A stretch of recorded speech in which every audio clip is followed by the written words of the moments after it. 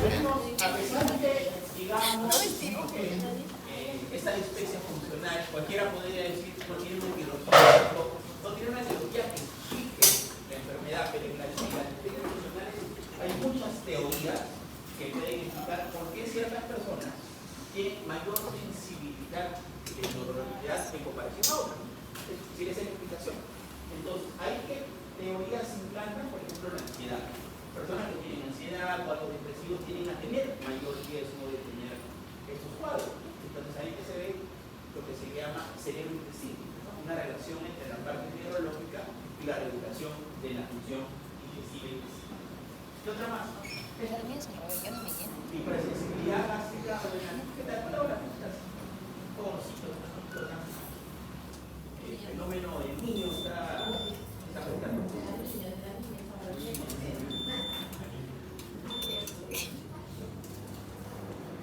Media hora más y se duermen todos por el calor. No llega nada. ¿Lo apagó?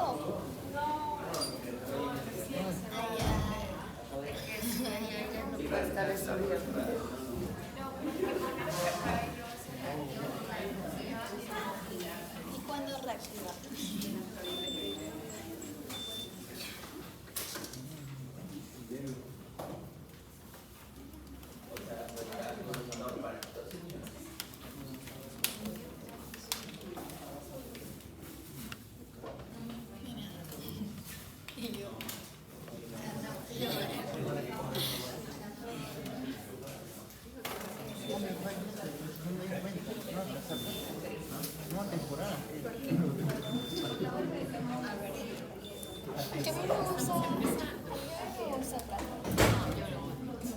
A mí no me gusta el frío, no me gusta, me deprimo en el frío.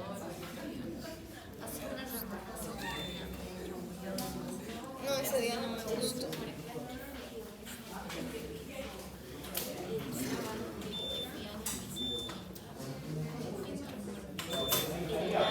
Oye, pero ¿vieron cómo se hundió mi Instagram? Yo lo vi en noticias. Que el corador creo que era, o el de Ahí está, de ya. la voz, empezó a nadar y medio guay. Ahora sí, ya. Se lanzó porque se hundió, pues, el bus. Ok, entonces explicábamos que hay muchas teorías de alguna forma explicar esto de la digestion. Decíamos parte de la parte intestinal, la parte de hipersensibilidad. Es lo mismo. El dolor para todos es igual. Entonces, el ácido de tu estómago que irrita de alguna forma el estómago o los ácidos que pueden irritar la parte, ¿no?, del duodeno, eso es lo mismo. Algunas personas que significa que tienen mayor sensibilidad o son hipersensibles a estas sustancias, ¿no? ¿Cómo es este otro? Entonces, en la digestion orgánica ya decimos, ¿no? Siempre estamos tomando aspirina, anticorpores y el Helicobacter. ¿Por qué es importante el Helicobacter pylori? El Helicobacter pylori, chicos, es importante porque es una bacteria cosmopolita, que significa eso, que está en todo el mundo, pero mayoritariamente ¿dónde? En los países en vías de desarrollo, como nuestro querido Perú. En Perú hay un montón de Helicobacter pylori que están perfectamente relacionados a la parte de cuidados del agua, porque una de las formas en las cuales nosotros nos contaminamos o de alguna forma tenemos la infección por Helicobacter pylori es por consumir agua no adecuadamente clorada. Es una de las formas. Y la otra es por comer alimentos que no están adecuadamente lavados. Entonces, esas dos formas hacen que el Helicobacter pylori sea muy frecuente. Más, esta es la enfermedad, desgraciadamente, que usted dice, la bacteria de las zonas rurales o de las zonas periféricas del Perú, de Lima o de las zonas rurales del Perú. ¿Por qué? Porque mayoritariamente las personas que tienen rangos económicos más bajos son los que tienen mayor Helicobacter. Entonces, todo eso hace que finalmente estas personas que vayan a tener en un futuro diferentes patologías, úlceras gástricas, hemorragias o perforación, que son especialmente la úlcera gástrica. Pero ¿qué es lo más grave? El riesgo de cáncer, ¿no? La Helicobacter pylori es una bacteria oncogénica. Okay. Entonces, cuando ya conversamos, especialmente investigar a aquellas personas que no se han hecho algún estudio para, o se ha hecho alguna evaluación, estudio para una infección, de la anamnesis, una exploración física, que una experiencia funcional debería ser normal, no debería encontrarse en ninguna alteración. De alguna forma se define hemograma y bioquímica suele ser normal, y esto es lo importante. A ver. ¿Cuánto, así como en el ¿no? Decíamos, cuánto vemos endoscopía? ¿No? Igual todo. Por ejemplo, yo tengo dos tipos de pacientes. Un paciente de 30 años que viene con dispepsia, ¿no? Le pregunto, ¿cómo está? Bien. ¿Ha bajado de peso? No, me estoy preocupado, estoy subiendo. Porque tienes antecedentes familiares de cáncer de estómago, no doctor, nadie. ¿Te has hecho pruebas de Helicobacter pylori? Sí, doctor, hace 2 años hicieron una endoscopía, una prueba de riesgo, también hicieron hace un año, está normal, no tenía nada. Ok, ¿qué tengo en este paciente? Pero que es joven y no tiene factores de riesgo. Entonces, en este paciente lo que yo tengo que hacer es de alguna forma darle tratamiento para la dispepsia. Primero descartar que no tengo Helicobacter pylori y de ahí tratamiento para la dispepsia, que lo vamos a ver en cambio. Otro paciente. Un paciente que también tiene dispepsia, ¿no? Pero este paciente tiene dispepsia, pero tiene 60 años, ¿no? Está bajando de peso, preocupado porque su sed está negra, eso melena. ¿En este paciente pensaré que es una dispepsia funcional? No, estamos de acuerdo. Se voy a pensar en una dispepsia orgánica. Puedo pensar que tiene un cáncer de estómago, puedo pensar con una úlcera. ¿Qué puede ser en este caso? ¿A dónde me iría? A hacerle un endoscopia. ¿Quedó claro? Entonces, en el grupo que de acuerdo al tipo de paciente que yo tengo. Pero a este paciente joven, ¿no? Que decía de 20 años pero tiene factores de riesgo, yo lo que tengo que descartar por frecuencias que no tenga Helicobacter pylori. Entonces, para no hacer el endoscopia, ustedes, ¿no? Están en un centro rural o están en algún lugar, en un centro de atención primaria donde ustedes han diagnosticado bien una dispepsia, tienen el y aquí una prueba de cigarrillo, ¿no? ¿En qué consiste el cigarrillo? Muy simple. El Helicobacter pylori tiene una enzima, ¿no? Que es la ureasa, que lo que hace es liberar la urea y la amoníaco. Entonces, en eso consiste la prueba. Lo que haces es que sobre y finalmente lo que tú vas a ver, te vas a urea marcada y si hay Helicobacter pylori, esta urea marcada va a salir positiva. Cambia urea de alguna forma de negativa. ¿Ya? Bien, entonces, ¿cuándo el paciente debería ir a endoscopia? Pérdida de peso, vómito, infarto, páncreas, no sangrado, no sangrado, hipertensión, hipertensión. Ahí, este paciente, así tenga dispepsia, endoscopia. O gastroscopia. Tratamiento. Entonces, acá el tratamiento, chicos, varía de dos cosas. Uno es cuál es la predominancia de la dispepsia en mi paciente. ¿Es un postprandial o es de dolor epigástrico? Si es dolor epigástrico, ¿qué más le voy a dar? Inhibidor de bomba de protones, porque el problema que él tiene es de alguna forma de ardor, de dolor, ¿estamos de acuerdo? En cambio, si el paciente más se distiende, se llena, ¿qué problema voy a tener? Alteración en la movilidad. ¿Qué le doy? Transportillético. ¿Qué utilizamos mucho en el Perú? La metrocopramida. Entonces, lo mejor, ahí está la doperidona, la cimetrida, que también se pueden utilizar, pero lo que más utilizamos en el Perú es la metrocopramida. Y si el paciente tiene de los dos, le puedo dar los dos. Puedo dar inhibidor de bomba de protones y le puedo dar la metrocopramida o la cimetrida o la cimetrida. Entonces, esto es importante conocer, ¿no? Tratamiento médico, evitar por el trabajo, disminución del peso, todo lo que de alguna forma hemos de. La dispepsia se caracteriza por una clínica heterogénea, ¿no? Que afecta al campo intestinal superior, afectar una descripción más amplia de la presencia de pirosis, la endoscopia se reserva para pacientes mayores de 55 años o con síntomas o síntomas de alarma. Y la prevalencia si la prevalencia es menor de 20 en pacientes con síntomas de alarma, menores de 55 años, se puede iniciar tratamiento con inhibidor de bomba de protones. Que eso acá en el Perú no lo podemos hacer. Entonces, acá en el Perú, ¿qué es lo primero que tenemos que descartar en un paciente que no tiene síntomas de alarma? Que es el Helicobacter pylori. ¿Por qué? Porque la prevalencia, la prevalencia en el Perú es del 80-95%. Sale, acá te dice, menos del 20%. En Europa, en Estados Unidos, probablemente la prevalencia es baja. O te dicen que ya que tienes que hacer, inicia su inhibidor con bomba de protones. Acá no, acá lo primero que tenemos que descartar es que el paciente no tiene Helicobacter pylori. Si tiene Helicobacter pylori, ¿qué hago? Lo trato. ¿Y qué pasa? Si yo trato el Helicobacter pylori y la dispepsia mejora, ¿qué fue? ¿Dispepsia orgánica o funcional? Orgánica. ¿Por qué? Una dispepsia por Helicobacter pylori, es una causa. En cambio, si el paciente no mejora, ¿qué pasó? Tendría que hacer una endoscopia y ver si algo que explique esa etiología. ¿Estamos de acuerdo? ¿Sí? Esa es la diferencia. ¿Ah? Bueno. Acá está, así. Síntomas de mi abdomen, ¿no? Historia clínica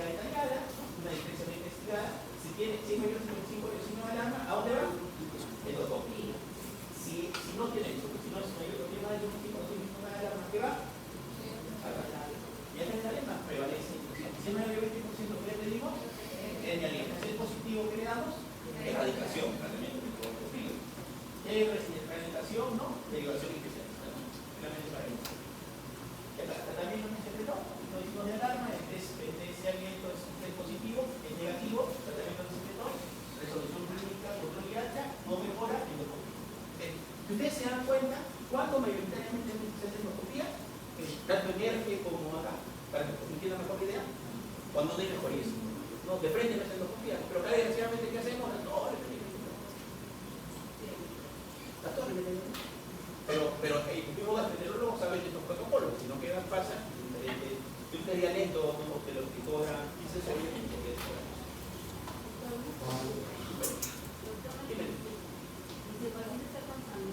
No, aquí claro, si tiene una hemorragia digestiva, es una dispepsia o es un merge con una hemorragia digestiva, sin una alarma, ¿no? Ahí no hay duda que tiene que hacer inmediatamente una endoscopia de emergencia. ¿Y si tiene varices No, esofágicas? están en su salud, está en un centro de salud que diga que sí. No lo puede tener en un centro de salud. Doctor, Hospitalizado en cualquier hospital. no se puede hacer, está contraindicado, se puede realizar. ¿Pero y qué se hace en esos casos? Claro, pero aparte, siempre que haya hemorragias, la priorización Exacto, puede es ser. manejar la hemorragia, la causa de la hemorragia. Es decir, no, tú le puedes hacer una endoscopía a un paciente con hemorragia, es muy indicado. ¿Para qué? Para hacer tratamiento endoscópico de hemorragia. Pero no es para identificar en ese momento, porque el sangrado no te va a permitir. Por ejemplo, yo a un paciente con sangrado le quiero hacer una prueba de uriasa en la parte abdominal, probablemente voy a salir un falso negativo o un falso positivo. Es decir, no es el mejor momento para hacer un diagnóstico. Lo que tengo que hacer es controlar. Doctor, ¿y en caso de que tenga un paciente varices esofágicas? Varias endoscópicas, lógico, no está contraindicado la endoscopia, solo que hay que ser muy cuidadoso. Sí, porque a un paciente que conozco por tener varices esofágicas le contraindicaron la endoscopía porque Claro, podría. pero depende del tamaño, porque el tratamiento finalmente de una varice esofágica es la endoscopia. Si nunca ha sangrado, eso lo vamos a ver en la parte de hepatología. Un paciente que no ha sangrado se le hace profilaxis primaria. Generalmente se le da beta bloqueador no selectivo, el carpronolol o el ronalol. Ese es el tratamiento de elección. Si el paciente sangra, el tratamiento es la endoligadura o el electroterapia. Que es la endoligadura es simple, ligas la varice. O la electroterapia es la que ¿no? Para entenderlo en traducción que podemos tener. Ese es el tratamiento. Usted puede borrar que tiene una varice, esa es parte del tratamiento. Lógico. Si yo quiero hacer una endoscopía, digamos, electiva a un paciente con varices, tengo que ser muy cuidadoso para ver el grado de varices, porque finalmente la varice podría lesionar. Pero un paciente con una hemorragia masiva no me queda de otra que hacer la endoscopía, porque es la forma de hacer el tratamiento, no hay otra forma. ¿No? Igual para colocar una zona nasogástrica. Si yo quiero colocar una zona nasogástrica y el paciente tiene varices grandes, ¿no? o ha tenido varices esofágicas, es decir, que ha tenido sangrado o en endoscopía yo veo que en la historia clínica dice que tiene varices grandes, mejor no le pongo la zona nasogástrica porque la puedo usar. Pero eso no significa que esté contraindicada, ¿no? Hay que saber en qué momento sí y en qué momento no, porque es la parte ya de... Chicos, bien. Ok, entonces es el enfoque. El enfoque es vivo. Entonces, ¿qué es el enfoque es vivo? Sí, sí, sí. Ya habíamos conversado un Está poco de contraindicado, sí, sí. negativa, Sí, le ¿no? mueve. Que tiene flagelos, se mueve, ¿no? Otra característica, ya dijimos que tiene una enzima que se llama uriasa. ¿Por qué es importante decir uriasa? Porque convierte la urea en amonio, y el amonio ¿para qué le sirve? Para tener un pH más alcalino. Y al tener un pH más alcalino, finalmente el coaguante pylori los ácidos, el ácido clorhídrico o el pH ácido del estómago no lo mata.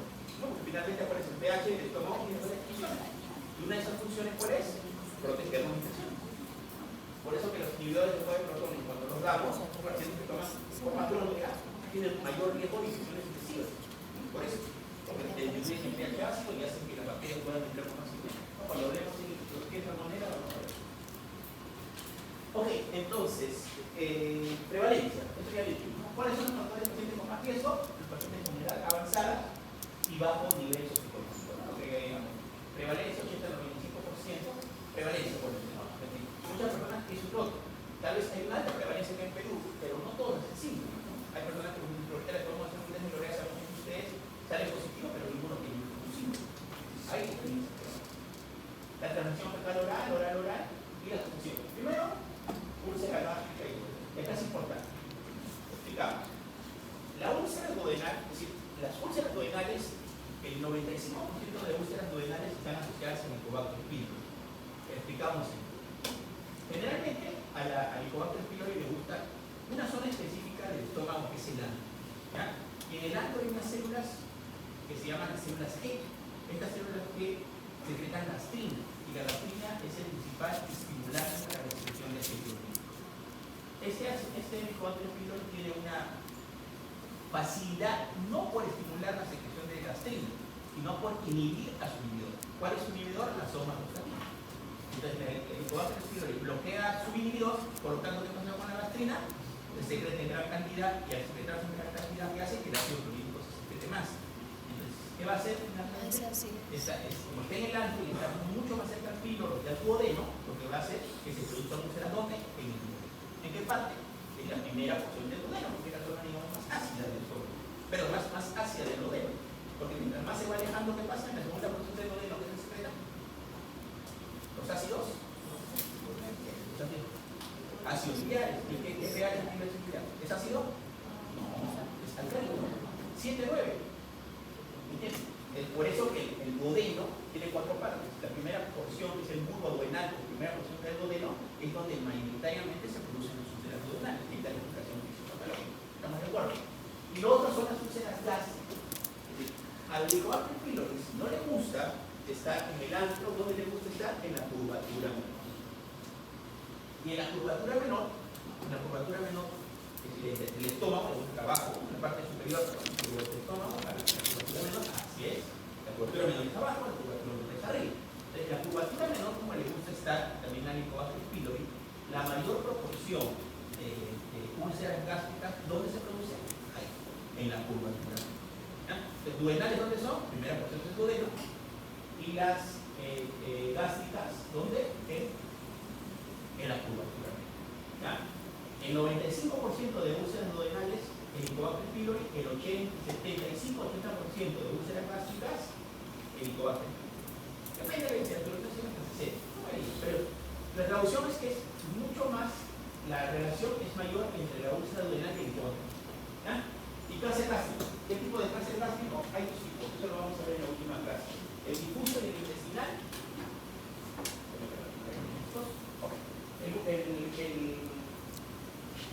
El difuso y el intestinal es el que más está asociado al Helicobacter pylori, ¿no? El linfoma mal, que es este linfoma, un linfoma asociado a mucosas, ¿no? Es un tipo de linfoma que se produce en el estómago y que está relacionado con el Helicobacter pylori, ¿no? Muy bien, entonces, ¿qué produce el Helicobacter pylori? El Helicobacter pylori lo que va a producir es una respuesta inflamatoria. Esa es la traducción. ¿Dónde? En el estómago, lógico. ¿Por qué? Porque produce un desbalance entre los factores antiinflamatorios y los proinflamatorios. ¿No? Por ejemplo, los proinflamatorios, ¿cuáles son? ¿No? La interleucina 1B, la interleucina 2, la interleucina 6, la interleucina 8, la interleucina alfa. Y hay una disminución de las antiinflamatorias, la interleucina 1 y 10. Entonces, ¿qué hace? Hay mayor inflamación. Esta mayor inflamación es producida ¿por qué? Porque hay una activación de neurotransmisores y neurotransmisores. Finalmente, todo lo que hace que hay una inflamación crónica. Y esta inflamación crónica, ¿qué hace? Que finalmente estas células de alguna forma tengan mayor predisposición a qué? A hacer cambios oncogénicos. Por eso que está relacionado con qué? Con cáncer. Esa es la característica. Muy bien, se producen radicales libres, esto produce mayor daño. Acá está lo que explicábamos, finalmente acá está la parte de la ureasa, ¿no? Que la urea produce el amonio y eso como que tiene una casita. Está bien protegida. ¿Qué pasa acá? En donde no hay la protección, el hidrogenión va a producir las lesiones, ¿no? La gastritis, la crónica o la gastritis, ¿no? Entonces, el Helicobacter pylori, como ven ustedes ahí, que es lo hemos explicado, justamente para reflexionar un poquito sobre el imagen, ¿no? Primero que se puede producir una gastritis aguda, ¿estamos de acuerdo? Mayoritariamente, cuando tenemos la primera infección, ¿dónde es la primera infección? En la infancia. Muchos niños que ven tienen vómitos, no se hepatitis A, que fue la primera infección de una Helicobacter. Entonces, ¿a dónde le gusta ese Helicobacter pylori? Lo decíamos a dos partes. Al antro, por lo que significa, o al cuerpo. El cuerpo la curvatura. Se va al antro, ¿qué produce? Aumenta el ácido clorhídrico, úlcera. Si se va al cuerpo, ¿qué produce? Úlcera. Si te produce metaplasia, displasia, cáncer gástrico. Si produce linfoma activo o alguna puede estar asintomático. Hay también pacientes que tienen Helicobacter pylori asintomáticos. Entonces, zona manipuladora. Finalmente, puede haber complicaciones como hemorragia digestiva por ejemplo. Entonces, ¿cuáles son las, o cuándo pensar en posible infección por igual de pílori? Por ejemplo, cuando hay síntomas, ¿no? Esto de alguna forma es cuando hay signos de alarma que deberíamos empezar en el poco. Entonces, ¿cuáles son las condiciones establecidas para evaluar y tratar? Uno, que haya úlcera péptica, que tenga una úlcera. Historia de enfermedad por úlcera péptica, historia de enfermedad de úlcera péptica de tratamiento con AINE, historia de úlcera gastrointestinal, linfoma mal, que nos lo explicamos un poquito, endoscópica, especies sin investigar, porque decíamos, déficit de vitaminas. En todos estos casos, lo que hay que hacer es buscar el Mycobacter pylori y aparte si hay que tratar. ¿No? Esas son las indicaciones que se pueden hacer. Entonces, ¿cómo hacemos el diagnóstico con Mycobacter pylori? Puede ser con técnicas invasivas, endoscopía y tomabiopsia o técnicas invasivas. ¿Qué se prefiere? Actualmente las técnicas invasivas, porque es un nombre no invasivo. ¿Cuál es la preferencia? La prueba de origen. Que te sirve tanto para diagnóstico y para evolución del tratamiento. Si yo tengo una prueba de eso positiva, le doy tratamiento y después sale negativa, si sale positiva, ¿qué significa? Probablemente no erradique el tumor. ¿Ya? Muy bien. Y las pruebas ahorita, ¿no? La prueba rápida de Uriasa, ¿en qué consiste? Con el endoscopio tú entras y realmente, ¿no? Por colorimetría, ¿no? Le echas una sustancia, también contenida como Uriasa, y cuando es positiva, mira a color rojo. ¿Qué significa eso? Que hay Uriasa. Si hay Uriasa, ya me dice que hay Mycobacter. También otra prueba participativa con rojo. Pero las técnicas no invasivas de sobra. Ok, ¿cuáles son los beneficios de erradicar el Mycobacter? Promueve la cicatrización, que reduce el riesgo de recurrencia, no pone úlceras pépticas, reduce el riesgo de úlcera y sangrado péptico, disminuye el riesgo de cáncer, en la dispepsia, la reducción de síntomas, de varios beneficios. Igual, si tengo una sospecha de una úlcera gastrointestinal y encuentro Mycobacter pylori, ¿qué tengo que hacer? ¿Ya? Oye, estos chicos han cambiado un poquito. Hace poco, este año, parece que ha salido la última actualización del manejo voluntario positivo del año pasado. Por lo tanto, actualmente el tratamiento ya no es ideal. Antes el tratamiento que se daba era esto. 3 medicamentos. Inhibidores de bomba hipotónica, rifampicina y amoxicilina. Ese era el tratamiento de elección. Pero ¿qué ha pasado? En todo el mundo la resistencia a la rifampicina es muy alta. Entonces, el Mycobacter pylori tiene resistencia, ¿no?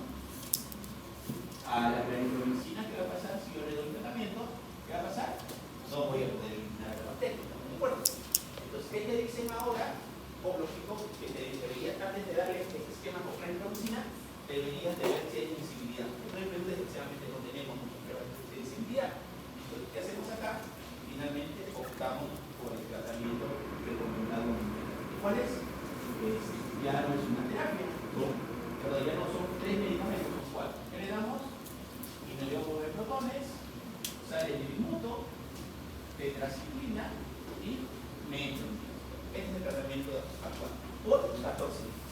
Entonces, ha cambiado. Ya el tratamiento ya no es como hace 3 o 4 años, que era 3 medicamentos. Ahora es 4. ¿Cuál es la explicación de esto? La resistencia. La idea, ¿cuál es? Erradicar al 90% de pacientes que tienen síntomas como Mycobacter pylori. Después, que ahora la recomendación es eso. Y este esquema, como ustedes ven que lo tiene amoxicilina, este esquema también le podemos dar a pacientes que sean alérgicos o no alérgicos, otra ventaja, porque no hay amoxicilina. Pero en otro esquema había esquema para pacientes que eran alérgicos a amoxicilina. Este esquema, tengas o no alergia a amoxicilina, le podemos dar, ¿no? Porque no incluye ningún derivado de la amoxicilina o de una penicilina como tratamiento. Entonces, este es el esquema actualizado. Y luego hay protones, difuso, tetraciclina y metronidazol. Avanzamos una clase más, úlceras, y ahí ya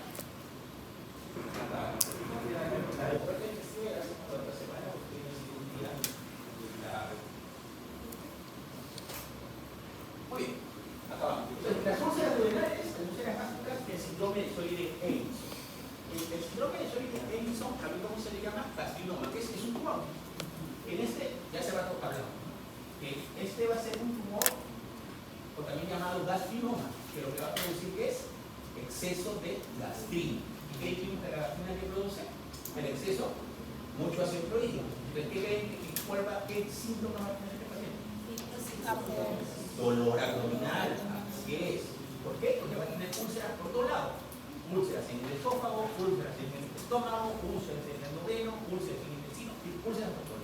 ¿Por qué? Porque va a haber una sobreproducción de gastrina. ¿El tratamiento cuál es? Muy aparte de sacar el tumor, el carcinoma que está produciendo el tumor, aparte se le da inhibidor de ocupar el tumor. Entonces ahí tenemos las úlceras duodenales y las úlceras gástricas, que ya hemos estado conversando un poco. Entonces, para yo decir que un paciente tiene una úlcera desde el punto anatomopatológico o desde el punto de vista histológico, esto debe ser muy cercano, ¿no? Al menos la muscular es mucosa y no sobrepasar la muscular propia, es de la muscular propia. Entonces, cuando yo de alguna forma quiero decir, acá, una úlcera es acá. ¿No? Si solamente está afectada la mucosa, voy a poner acá, se llama erosión. Es superficial, ¿no? En cambio, cuando ya hay lesión de continuidad, ya no le llamamos erosión, le llamamos úlcera. Pero como ustedes saben que dice ahí, que al menos la muscular de mucosa no lo va a pasar, la muscular propia. Esa es la característica, ¿ya? Para definir una úlcera a nivel intestinal. Entonces, para que se produzca una úlcera, chicos, acá, por ejemplo, para que haya una úlcera duodenal que dijimos, el coágulo primero. ¿Estamos de acuerdo? Eso no quiere decir que no sea importante para la úlcera duodenal, pero es mucho más importante para la úlcera gástrica. ¿Por qué? Porque el principal factor asociado a úlceras gástricas es el consumo de aires o aciditos. ¿Por qué? ¿Qué hacemos ahí? ¿Qué enzima bloquea? La ciclocinasa. Cuando yo bloqueo la ciclocinasa, ¿qué disminuye? La prostaglandina se lo repotente. Ya cuando yo disminuyo las prostaglandinas, ¿qué función tienen las prostaglandinas en el estómago? ¿Son gastroprotectores o gastropresores? Gastroprotectores. Voy a poner acá una relación. Si yo le doy a este paciente, ¿qué va a pasar? Con las prostaglandinas, muy bien. Las prostaglandinas, ¿por qué son importantes en el estómago? ¿Por qué? Porque uno hace que haya una buena secreción de moco, y moco dentro. Hace que haya una mejor secreción de bicarbonato, y el bicarbonato que ayuda a neutralizar el ácido clorhídrico. Y por último, hace que haya una buena irrigación de la mucosa. Entonces, cuando yo le doy aires a un paciente, ¿qué riesgo tiene este paciente? Le puede hacer, referimos a erosión de la mucosa gástrica y o úlcera. Puede ser factor eso. Entonces siempre hay que tener cuidado con los aires. Yo uso un poco diferente, ¿no? Pero no doy. No sé, no doy. Solo que es un dolor ya no muy fuera por corto tiempo, porque tiene muchas reacciones. Si el aire se puede calcular. Si tú quisieras, lo que se utilizo más cuando hay dolor, se utiliza más que todo los selectivos, como el celecoxib, el calicoxib. Estos, de alguna forma, son menos gastrolesivos porque solo bloquean a la ciclocinasa 2. ¿No? ¿Cuál es la ventaja de esto? Que te bloquea la ciclocinasa 2, te bloquea sobre la parte inflamatoria, pero la parte protectiva a nivel renal y a nivel del estómago positivo.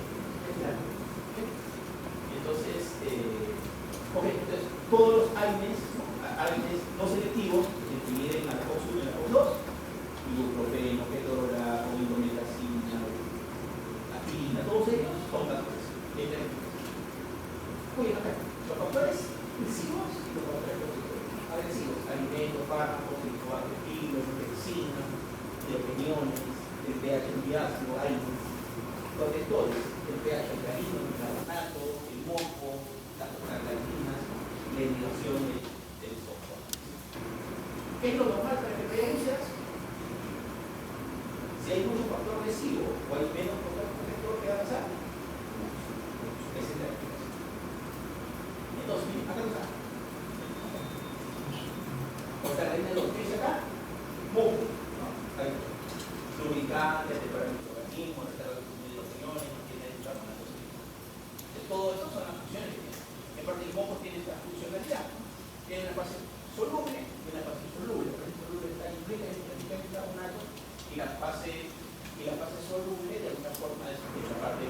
ahí vamos por eso. ¿Qué otra forma de defensa? La irrigación. ¿Qué más? Los factores lesivos, ¿no? ¿Cuáles, si yo quisiera decir cuáles son los dos principales factores de riesgo asociados a riesgo de enfermedad osteopédica? Por ejemplo, uno, el Helicobacter pylori, el segundo, ¿no? Ok. Entonces, ¿dónde es más frecuente las úlceras duodenales? En la primera punta del duodeno, lo he llamado wood. ¿Dónde es más frecuente en el estómago?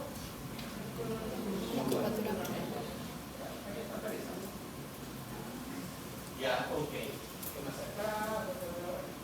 Eso, arranca. Muy bien. Vamos a hacer ejemplos para intentar esta parte. Imagínense, ustedes están en un hospital, ¿no? Y a un paciente con dolor abdominal le hicieron un endoscopio. ¿Estamos de acuerdo? ¿Sí? Y ustedes escuchan, ¿no? Un paciente que está hospitalizado, sí, le han encontrado una úlcera duodenal, el paciente de la cama 3, no Rodríguez, que ha venido por dolor abdominal y le han encontrado una úlcera duodenal. Ok, entonces usted dice úlcera duodenal y también le hicieron una prueba de uriasis en el positivo, por lo tanto le vamos a iniciar el tratamiento clínico. ¿Estamos de acuerdo? Ok. Es una úlcera, estamos de acuerdo, que no está complicada, porque es una úlcera que no tiene sangrado, no tiene perforación, es una úlcera no complicada, ¿estamos de acuerdo? Entonces, esta úlcera, lo que yo debería hacer si hay Helicobacter pylori es meramente darle tratamiento al Helicobacter pylori. ¿Estamos de acuerdo? Porque es una úlcera no complicada. ¿Ya? ¿Cuál es el problema con las úlceras gástricas? Que las úlceras gástricas, es decir, las úlceras duodenales raramente son úlceras malignas, es decir, úlceras que empiezan como úlceras pero tienen un resultado. Entonces, generalmente ¿qué haces tú ahí? Le das tratamiento, ¿no? Para el Helicobacter pylori y ahí no tiene una úlcera duodenal.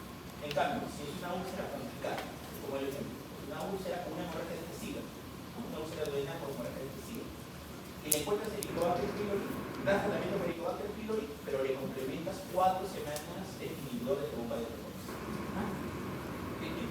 Vamos diferenciando. Úlcera no complicada, úlcera complicada. ¿Estamos de acuerdo?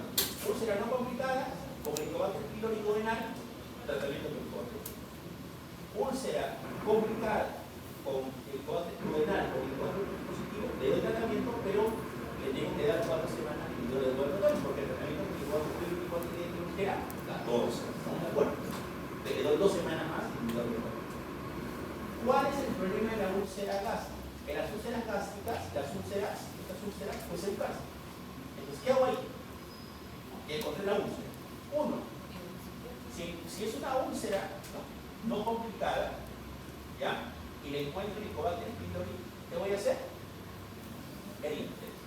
Trataré el Helicobacter pylori y le daría inhibidor de bomba de protones por 8 semanas. ¿Entiendes? 14 días de tratamiento de Helicobacter pylori y le complemento 8 semanas más. Y después tendría que hacerle una endoscopía de control para estar seguro que ese úlcera cicatrizó. ¿Estamos de acuerdo? ¿Por qué? Porque si no cicatrizó, ¿qué podría ser? Cáncer. Exacto. Entonces tengo todo eso. En cambio, si es una úlcera gástrica complicada, lo mismo. Si tiene Helicobacter pylori, le doy tratamiento completo. Si no tiene Helicobacter pylori, igual le doy 8 semanas de inhibidor de bomba de retorno. ¿Ya? ¿Sí quedó claro? Ojo, pero muy bien. Entonces, en resumen, si yo les preguntara cuál de las úlceras gástricas duodenales necesita monitoreo endoscópico. La gástrica. En lo que era más fino. ¿Por qué? Porque hay que diferenciar que no. Hay que tener la seguridad que esa úlcera se curó y que no se muera. ¿Ya? ¿Quedó claro? Pero pues, acá se lo mencionó por el Helicobacter pylori. Acá lo que decía con la somatostatina. ¿Qué es la somatostatina? El inhibidor de la cetotonina. Entonces, ¿qué hace el Helicobacter pylori? Disminuye la somatostatina. Entonces, ¿qué pasa con la gastina? Aumenta. Producción de cantidad de ácido. Esto produce metaplasia gástrica con el Helicobacter pylori o duodenitis. Úlcera pélvica. Todo esto está relacionado. Características clínicas. Pues esto es siempre bueno, ¿no? Pero no necesariamente es un positivo. La úlcera duodenal, ¿cómo se llama? La úlcera de hambre. ¿Por qué? Porque el paciente le va a doler en qué momento, en la madrugada. Es el momento en el cual tenemos menos comida en el día. Porque finalmente En algún momento tenemos comida en el día, ¿estamos de acuerdo? Tomamos desayuno, por ahí picamos algo, almorzamos, picamos algo en la tarde, cenamos. Pero desde las 8 o 9 de la noche hasta las 6, 7, 8 de la mañana, de acuerdo a lo que se tengan clases, no quieren comida. 8 o 12 horas. ¿En qué momento le duele la doña? En la madrugada. 4 o 5 de la mañana le duele algo. Entonces, ¿cómo se llama esto? Se llama es un dolor de hambre de madrugada. Esa es la característica. En cambio, la úlcera gástrica es diferente. La úlcera gástrica, ¿qué pasa? El paciente come y le duele. Así es. Entonces, por lo tanto, el paciente en qué momento va a estar con dolor? En el día. Si el noche duerme bien. Porque no está comiendo. Se levanta, toma su desayuno y le empieza. Esa es la diferencia rítmica o rítmica o de las características entre uno. Okay. En la parte práctica no se cumple. La real no se cumple. A veces me duele en la noche, en la madrugada. Yo pacientes que vienen en la madrugada por dolor de endoscopía a las 8 de la mañana y no úlcera. Que parecía duodenal y era gástrica. No, lógico. Es decir, es importante tener el concepto, porque finalmente puede ser que se cumple una gran mayoría, pero no el 100%.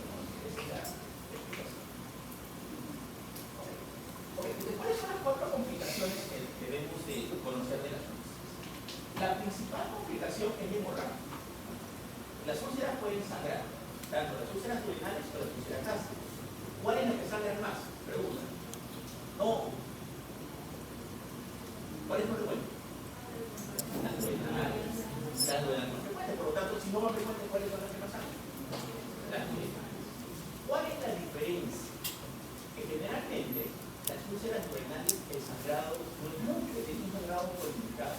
Porque generalmente cuando sangra es una arteria pequeña, y es la arteria gastroduodenal, una rama pequeña. En cambio, cuando sangra el estómago, la irrigación de la curvatura menor depende de la arteria izquierda, que es una arteria grande. Entonces, cuando hay alguna úlcera aquí, pasa más por eso, porque la irrigación de la arteria generalmente es arterial, no es una arteria arterial y tiene la complicación. Entonces, ¿cuál es la diferencia? Uno, que las úlceras duodenales son las causas más frecuentes de dolencias festivales. Primer concepto. Segundo concepto, que las úlceras duodenales generalmente el sangrado no es sangrado, generalmente se autolimita. En la úlcera gástrica es menos frecuente que el sangrado por frecuencia, digamos, pero cuando sangra generalmente puede llevar mucho tipo. Es más grave. ¿Sí? ¿Quedó claro? ¿Sí? Y eso está explicado no porque a mí se me ocurra, está explicado por la irrigación y la anatomía de irrigación del estómago y del intestino. Muy bien. De ahí, la otra complicación es la perforación. ¿Qué significa la perforación? Acuérdense que decíamos que la úlcera no tiene que llegar hasta la muscular roja. Pero imagínense que esta úlcera sigue creciendo, ya se perfora, llega hasta el perito. Ahí es una emergencia. Ahí lo que yo voy a tener es esto. Le hago una placa de abdomen a mi paciente y voy a tener los pulmones acá. La diafragma, ahí le llama aire diafragma, esto me hace una labio. Tomo una placa de parado a mi paciente y le voy a poner aire diafragma. Pues es una emergencia quirúrgica. ¿Por qué? Porque se perforó un órgano. Si hay sospecha de úlcera, lo que puede ser estómago, puede ser cualquier parte, no dejamos, no puede ser. Entonces, inmediatamente el paciente va a tener mucho dolor abdominal y va a tener signos perineales. Va a estar con un abdomen agudo blue, tiene que estar de emergencia, tiene una rapilla de la zona que se ha perdido. La tercera es la penetración. Es lo mismo. Se rompió la úlcera, pero ¿cuál es la diferencia? No, que esta úlcera no está en una cavidad libre, porque generalmente la parte gástrica realmente se va hacia dónde? Hacia algún órgano. Mayoritariamente que está debajo del estómago, el páncreas. El páncreas retroperitoneal. Entonces, ¿qué va a pasar? ¿Qué va a tener el paciente? Como si fuera una pancreatitis. Dolor abdominal de paja, náuseas, vómitos. Y también ahí hay que declarar síntomas. Tanto la preparación sí o sí es quirúrgica, la penetración depende, pero también hay que evitar la obstrucción quirúrgica. La obstrucción, ¿qué significa? Que estas úlceras, por ejemplo, están muy cercas al píloro. Están muy cercas al píloro, cicatrizan y que hacen que el píloro se achique. El píloro, finalmente, tiene que pasar la comida hasta el modelo. La chica que pasa, se cumple la comida, y le produce un síndrome pilón. ¿Qué pasa? El paciente come y a las 8 o 12 horas está vomita.